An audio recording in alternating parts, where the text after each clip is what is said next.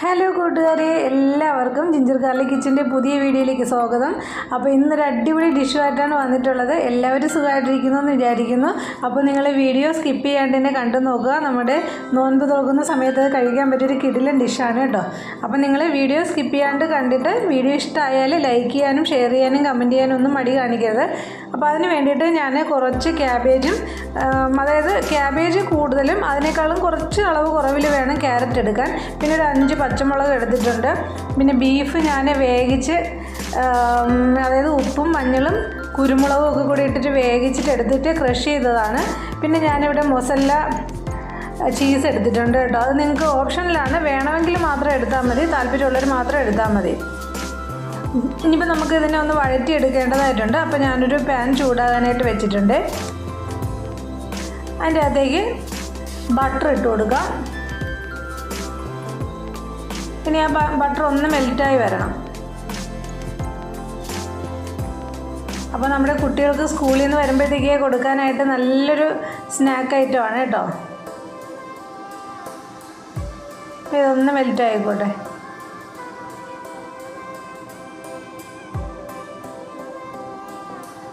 അപ്പോൾ ഇതേ ഇവിടെ നമ്മുടെ ബട്ടർ മെൽറ്റായി വന്നിട്ടുണ്ട്. ഇനി നമുക്ക് ഇതിൻ്റെ അകത്തേക്ക് ആദ്യം ക്യാബേജ് ഇട്ട് കൊടുക്കാം. ക്യാബേജ് ഇതുപോലെ നീളത്തിന് നൈസായിട്ട് വേണം കട്ട് ചെയ്തെടുക്കാനേ. അപ്പോൾ ക്യാബേജ് എടുക്കുന്നതിനേക്കാളും കുറഞ്ഞ അളവിൽ വേണം ക്യാപ്സിക്കവും ക്യാരറ്റും എടുക്കാനായിട്ട്. അപ്പോൾ അതൊന്ന് ശ്രദ്ധിച്ചേക്കുക. പിന്നെ എൻ്റെ മക്കൾക്കാണെങ്കിൽ ശരിക്കും ഇവിടെ ഈ ക്യാപ്സിക്കത്തിൻ്റെ ടേസ്റ്റ് ഇഷ്ടമല്ല. പിന്നെ ഞാനത് നമ്മൾ ഉണ്ടാക്കുന്ന ഒരു രീതിക്ക് എല്ലാവരെയും ഒന്ന് കാണിക്കാൻ വേണ്ടിയിട്ടാണ് ക്യാപ്സിക്കം എടുത്തത്. ഇവിടെ മക്കൾക്കത് ഇഷ്ടമല്ല, അതിൻ്റെ ടേസ്റ്റാണ്. പിന്നെ ഞാൻ കുറച്ച് സവാള ഇട്ട് കൊടുക്കുന്നുണ്ട്. അതായത് ഒരു ചെറിയ സവാളയുടെ പകുതിയാണ് എടുത്തിട്ടുള്ളത് കേട്ടോ, ഒരുപാടൊന്നും ഞാൻ എടുത്തിട്ടില്ല. ഇനി ആ ബട്ടറിൻ്റെ അകത്ത് നമുക്കിത് വഴറ്റിയെടുക്കാം. നമ്മൾ ബീഫ് ഉപ്പിട്ടാണ് വേവിച്ചത്. അപ്പോൾ ഈ സമയത്ത് നമുക്ക് വേണമെങ്കിൽ കുറച്ച് ഉപ്പ് ഇതിൻ്റെ അകത്തേക്ക് ഇട്ട് കൊടുക്കാവേ, കൂടി പോകരുത്. കാര്യം ബീഫിൽ ഉപ്പുള്ളതാണ്. അപ്പോൾ അതുകൊണ്ടിട്ട് വളരെ കുറച്ച് മാത്രം ഉപ്പിട്ട് കൊടുത്തിട്ടുണ്ട്.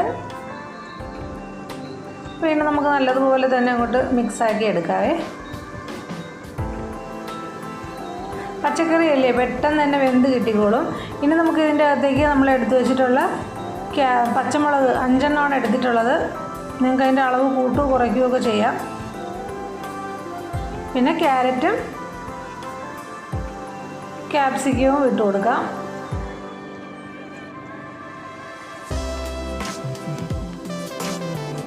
വീണ്ടും നല്ലതുപോലെ ഒന്ന് ഇളക്കി വേവിച്ചെടുക്കാം.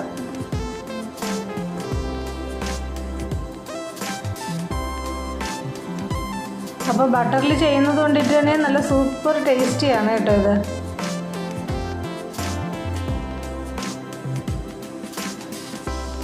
ഇനി നമുക്കിതിനെ വഴറ്റിയെടുത്തതിന് ശേഷം കാണാവേ. അപ്പോൾ ഇനി നമുക്ക് ഇതിൻ്റെ അകത്തേക്ക് ഒരു 1/2 ടീസ്പൂൺ അളവിൽ കുരുമുളകിൻ്റെ പൊടി ഇട്ട് കൊടുക്കാം. അത് നമ്മൾ 5 പച്ചമുളക് ഇട്ടിട്ടുണ്ട്. അപ്പോൾ എരിവിൻ്റെ ഇത് നോക്കിയിട്ട് വേണം കുരുമുളക് ആഡ് ചെയ്യാനായിട്ട്. ഒരു 1/2 ടീസ്പൂൺ അളവിലാണ് ഞാൻ ഇട്ട് കൊടുത്തിരിക്കുന്നത്. വീണ്ടും നമുക്ക് നല്ലതുപോലെ തന്നെ മിക്സ് ചെയ്ത് കൊടുക്കാവേ. അപ്പോൾ നമ്മുടെ പച്ചക്കറിയെല്ലാം വെന്തിട്ടുണ്ട്.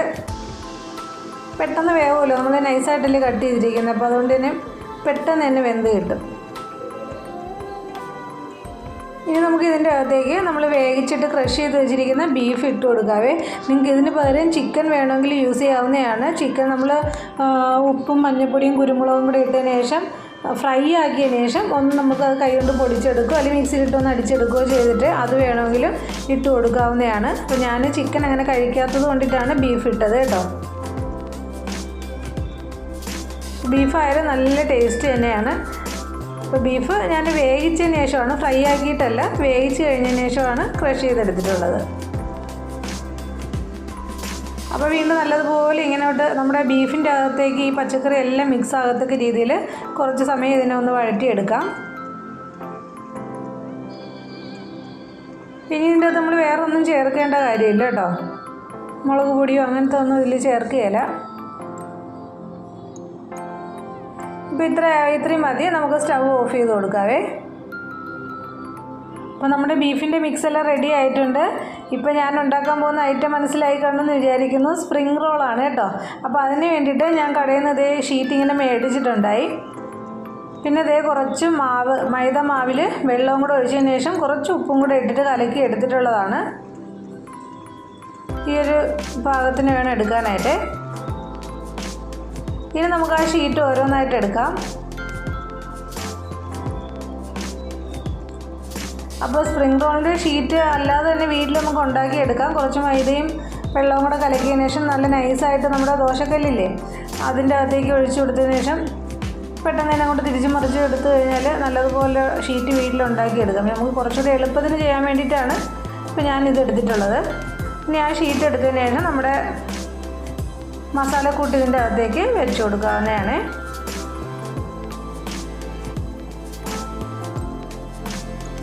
അതിന് ശേഷം നമുക്ക് ചീസും കൂടെ വെച്ച് കൊടുക്കാം. ചീസ് ഇഷ്ടമില്ലെങ്കിൽ അത് വേണ്ട, താല്പര്യമുള്ളവർ മാത്രം അത് വെച്ചാൽ മതി.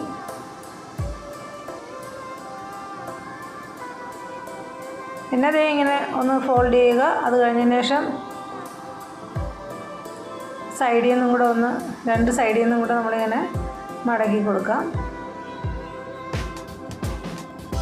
ഇനി നമ്മളെ മൈദയുടെ മിക്സില്ലേ അത് തേച്ച് കൊടുക്കുക.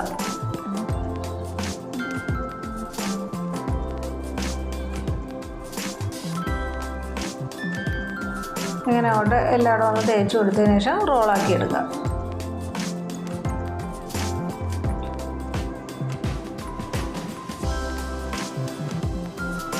കണ്ടോ, ഇതേപോലെ റോൾ ചെയ്തെടുക്കുക.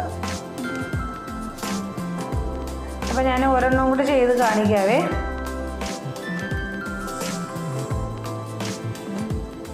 ഒരു ഷീറ്റ് എടുക്കാം. നമുക്ക് അതിലേക്ക് നമ്മുടെ മസാലക്കൂട്ട് ഇങ്ങനെ വെച്ച് കൊടുക്കാം. പിന്നെ ചീസ് താല്പര്യമുള്ളവരാണെങ്കിൽ ചീസും കൂടെ വെച്ച് കൊടുക്കാം.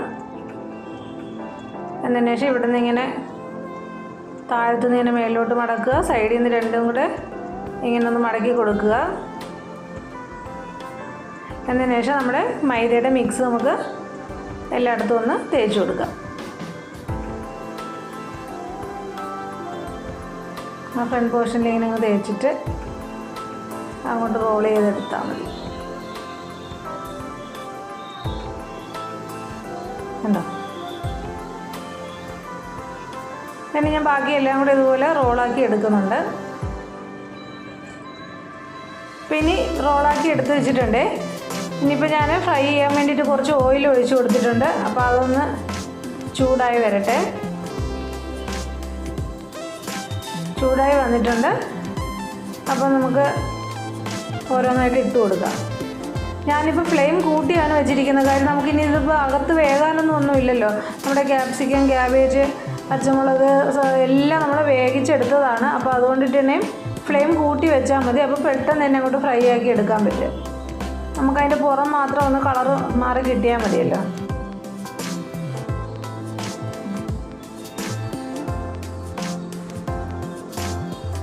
അപ്പോൾ നമ്മൾ ഇതൊക്കെ ഉണ്ടാക്കുകയാണെങ്കിൽ നമുക്ക് പെട്ടെന്ന് നോൻപിനൊക്കെ ആണെങ്കിൽ നമ്മൾ തലേദിവസം തന്നെ ഈ പച്ചക്കറി എല്ലാം കട്ട് ചെയ്തൊക്കെ വെച്ചിട്ടുണ്ടെങ്കിൽ നമുക്ക് പിറ്റേ ദിവസത്തേക്ക് ആണെങ്കിൽ പെട്ടെന്ന് തന്നെ അതെടുത്ത് യൂസ് ചെയ്യാമല്ലോ. അപ്പോൾ ഇവിടെ ഞാൻ ഫ്രൈ ആക്കി എടുത്തിട്ടുണ്ട്. തിരിച്ച് മറിച്ച് ഇട്ട് ഈ ഒരു കളർ വരുമ്പോഴത്തേക്ക് നമുക്ക് കോരി മാറ്റാം. അപ്പോൾ നമ്മുടെ അടിപൊളി ടേസ്റ്റി ആയിട്ടുള്ള സ്പ്രിംഗ് റോൾ ഇവിടെ റെഡി ആയിട്ടുണ്ട്. അപ്പോൾ തീർച്ചയായിട്ടും നിങ്ങൾ എല്ലാവരും ഒന്ന് ട്രൈ ചെയ്ത് നോക്കുക. ട്രൈ ചെയ്ത് നോക്കിയതിന് ശേഷം ഇഷ്ടമായാൽ ഉറപ്പായിട്ട് എനിക്കൊന്ന് ലൈക്ക് ചെയ്തേക്കുക, ഷെയർ ചെയ്യുക, കമൻ്റ് ഇടുക. സബ്സ്ക്രൈബ് ചെയ്തതിന് ശേഷം ഓളം തുറന്ന ബട്ടണോട് ഒന്ന് പ്രസ് ചെയ്യുക. നല്ല ചൂടാണ് കേട്ടോ. അപ്പോൾ അത് കട്ട് ചെയ്ത് കാണിക്കാൻ നോക്കിയിട്ട് ഭയങ്കര ചൂടായത് കൊണ്ടിട്ടാണ്. ഒന്നുകൂടെ നോക്കട്ടെ. ദേ കണ്ടോ, ആ ചീസ് വെച്ചത് കൊണ്ടിട്ടാണ്. ദേ കണ്ടോ, വേണ്ട അതെ ഇതുപോലെ നമുക്ക് കിട്ടും. ഇപ്പോൾ ചീസ് വേണ്ടെന്നുണ്ടെങ്കിൽ ചീസ് ഉപയോഗിക്കണ്ട.